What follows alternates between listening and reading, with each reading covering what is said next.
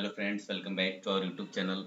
Friends, GST के अंदर एक बार फिर से एसएससी को जोरदार झटका दिया गया है। अब की बार पटना हाई कोर्ट ने झटका दिया है। इससे पहले आंध्र प्रदेश हाई कोर्ट ने झटका दिया था। अब की बार जब एसएससी के पास नोटिस आया सेक्शन 16(4) का, तो पटना हाई कोर्ट के पास गया। पटना हाई कोर्ट के पास जाकर के रिट पिटीशन फाइल किया आर्टिकल 226 के अंदर, और बोला कि साहब, आपका सेक्शन 16(4) है, जो आपका सेक्शन 16(4) है, उससे हमें राहत दिलाया जाए, क्योंकि आपका सेक्शन 16(4) वायलेशन कर रहा है हमारा आर्टिकल का, जो हमारा संविधान का आर्टिकल है, आर्टिकल 14 एंड 300 ए, जिसका वायलेशन किया जा रहा है। आपका सेक्शन 16(4) वैलिड नहीं है, ऐसा पिटिशनर का कहना है, एसएससी का कहना है। लेकिन यहाँ हाई कोर्ट का कहना है कि आप सेक्शन 16(4) के अंदर कंडीशन सेटिस्फाइड नहीं कर रहे हैं। सेक्शन 16(4) की कंडीशन जब तक सेटिस्फाइड नहीं करते हैं आप, तब तक आपको आईटीसी नहीं दिया जाएगा। आईटीसी लेने के लिए आप तभी एलिजिबल होंगे जब आप सेक्शन 16(4) के कंडीशन को फुलफिल करेंगे। अब यहाँ केस क्या था? केस कुछ ऐसा था कि एसएससी ने जीएसटीआर 3B की रिटर्न, जो फरवरी 2019 और मार्च 2019 की रिटर्न थी, वो फाइल किया था 23 अक्टूबर 2019 को और 7 नवंबर 2019 को। अब ये ड्यू डेट के बाद रिटर्न फाइल किया, जो सेक्शन 16(4) के अंदर ड्यू डेट दी गई होती है, जो कि होती है 20 अक्टूबर लास्ट डेट। 20 अक्टूबर सेक्शन 16(4) के अंदर स्पेसिफाइड डेट दी गई है कि वहां तक आपको रिटर्न अपनी फाइल कर लेनी है। इसके बाद आप एलिजिबल नहीं होंगे एज पर सेक्शन 16(4), और यही बातें यहाँ पर बोला गया कि आप सेक्शन 16(4) के हिसाब से एलिजिबल नहीं है, और वहां सोकोज नोटिस इशू कर दिया गया 20 फरवरी 2020 को अंडर सेक्शन 73 में। अंडर सेक्शन 73 में इशू कर दिया गया और आईटीसी डिसअलाउ कर दी गई, और बोला गया कि आपने जो आईटीसी अवेल करी है, आईटीसी रॉन्गली अवेल करी है। सेक्शन 73 बोलता है कि आपने आईटीसी रॉन्गली अवेल की है। अब रॉन्गली अवेल करने की वजह से, डीआरसी 01 इशू हो गया।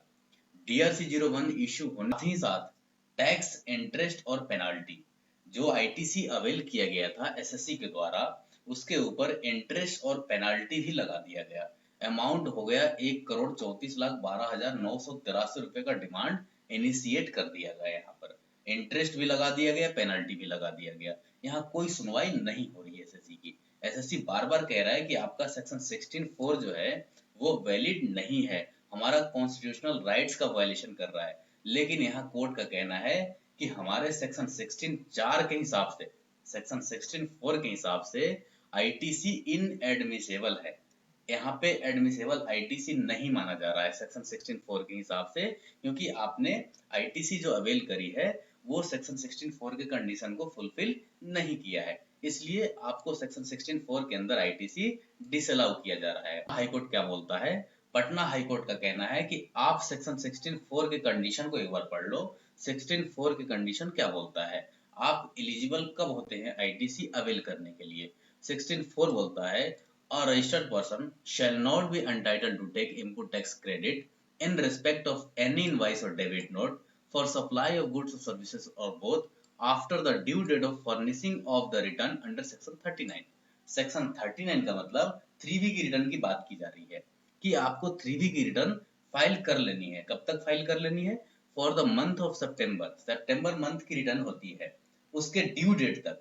For the month of September following the end of financial year to which such invoice or debit note pertain or furnishing of the relevant annual return whichever is earlier। आपको सितंबर month की जो return होती है उसकी due date, यानी 20 अक्टूबर उसकी due date होती है, वहां तक आपको आईटीसी अवेल कर लेनी है, तभी आप एलिजिबल होंगे, अदरवाइज आईटीसी लेने के लिए एलिजिबल नहीं हो रहे हैं। ऐसा कोर्ट का कहना है कि आप एलिजिबल नहीं है 16(4) के हिसाब से। हालांकि अब 16(4) के अंदर बदलाव कर दिया गया है। 1 अक्टूबर 2022 से फाइनेंस एक्ट 2022 में अमेंडमेंट लाया गया है, और उसमें सेक्शन 39 के अंदर जो रिटर्न है, जहां पे डेट सितंबर की रिटर्न की डेट ड्यू डेट अक्टूबर लिखा हुआ था, उसको अब 30 नवंबर कर दिया गया है। जो अब 20 अक्टूबर तक आपको रिटर्न फाइल करनी थी, सितंबर मंथ की रिटर्न 20 अक्टूबर तक फाइल करनी थी, वहां पर अब आपको 30 नवंबर डेट सब्स्टिट्यूट कर दिया गया है। तो अब आपको 30 नवंबर तक आईटीसी का बेनिफिट मिल जाएगा। अब यहाँ पेटिशनर का कहना है कि साहब हमारा आईटीसी अवेल करना वेस्टेड राइट्स है, वेस्टेड राइट्स है हमारा आईटीसी अवेल करना, और आप उस आईटीसी को डिसअलाउ कर रहे हैं। इसका मतलब आर्टिकल 300A का वायलेशन कर रहे हैं, जो हमारा कॉन्स्टिट्यूशन ऑफ इंडिया का आर्टिकल है, संविधान का आर्टिकल है, उसका वायलेशन कर रहे हैं।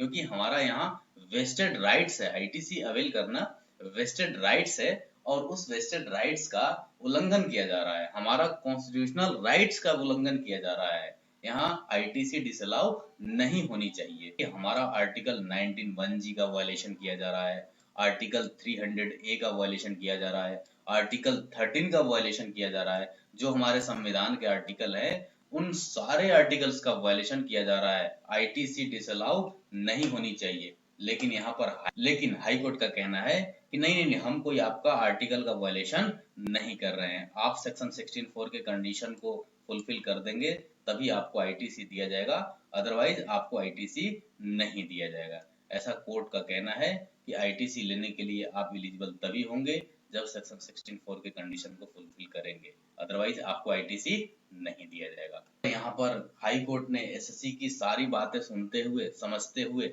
एसएससी की रिट पिटीशन को रिजेक्ट कर दिया। यहाँ पर रिट पिटीशन को रिजेक्ट कर दिया और बोला, all registered person in our considered opinion can not be said to be violated of article 19(1)(g), 302, 13 of constitution of India. आपका कोई भी कॉन्स्टिट्यूशनल राइट्स का वायलेशन नहीं किया जा रहा है, यहाँ पर संविधान के आर्टिकल का वायलेशन नहीं किया जा रहा है। साथ ही साथ पटना हाई कोर्ट ने एक सुप्रीम कोर्ट का डिसीजन यहाँ पे रखा है, एसएससी के सामने एक यहाँ पर सुप्रीम कोर्ट का भी डिसीजन रखा है और बोला है कि यहाँ पर एएलडी ऑटोमोटिव प्राइवेट लिमिटेड का केस था, एएलडी ऑटोमोटिव प्राइवेट लिमिटेड का भी केस था जो वैट एक्ट में आया था, वैट एक्ट में आया था, उसमें भी वहां पे आईटीसी डिसअलाउ की गई थी, वैट एक्ट में भी आईटीसी डिसअलाउ की गई थी।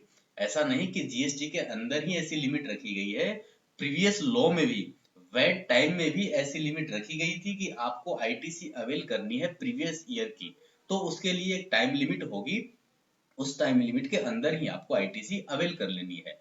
तो इसमें लैंग्वेज क्या यूज किया है इन्होंने, इसको जरा रीड कर लेते हैं एक बार। In case of any registered dealer fails to claim input tax credit in respect of any transaction of taxable purchase in any month, he shall make the claim before the end of financial year or before 90 days from the purchase whichever is later, कि आपको इस date से पहले ITC avail कर लेनी है। इसके लिए कंडीशन वैट के टाइम पे भी लगाया गया था, ऐसा नहीं कि जीएसटी के टाइम पे ही ये रिस्ट्रिक्शन लगाए जा रहे हैं, वैट के टाइम पे भी एएलडी ऑटोमोटिव प्राइवेट लिमिटेड के केस में सेम केस लगा था और वहां आईटीसी डिसअलाउ की गई थी, और यहाँ पे आईटीसी जीएसटी के अंदर भी आईटीसी डिसअलाउ की गई। और फाइनली डिसीजन में कोर्ट ने क्या कहा, we accordingly do not find any merit in this writ application which are accordingly dismiss.